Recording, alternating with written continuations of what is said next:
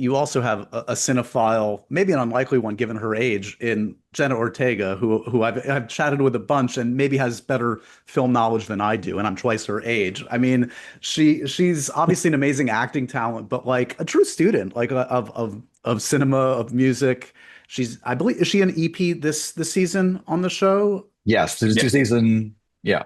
So obviously, I would think, has a seat at the table, has creative input. What's it been like to kind of collaborate with her, especially in the second season of what she wanted to kind of make a mark with as a creative influence on the show?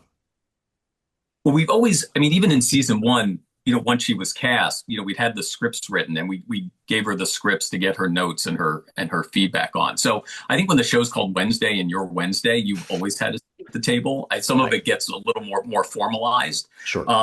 And I think with, I mean, certainly what she brought to the character was the whole, the walk, the not blinking. Like she really did a deep dive in terms of how she wanted to play Wednesday.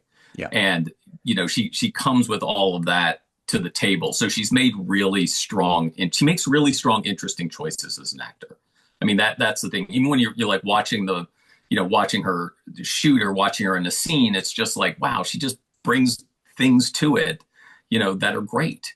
She sort of is always thinking about it. And I think what she also has, which again is rare, is she has sort of a 360 view of things. So when she's on set, she's watching all of it and she's Right. taking it all in and she's absorbing it. So I think, she sits in the production meeting. She does all of that stuff. She gives, and she'll give notes on various things and have her input, which is great. So, and again, is, with a television show, it's always, especially with the actors, you're always in conversation with them. Movies are kind of like a party. Everybody comes, you shoot for 3 months and you're gone. Right. But a television show is an ongoing thing. And in this case, it's been 5 years, since.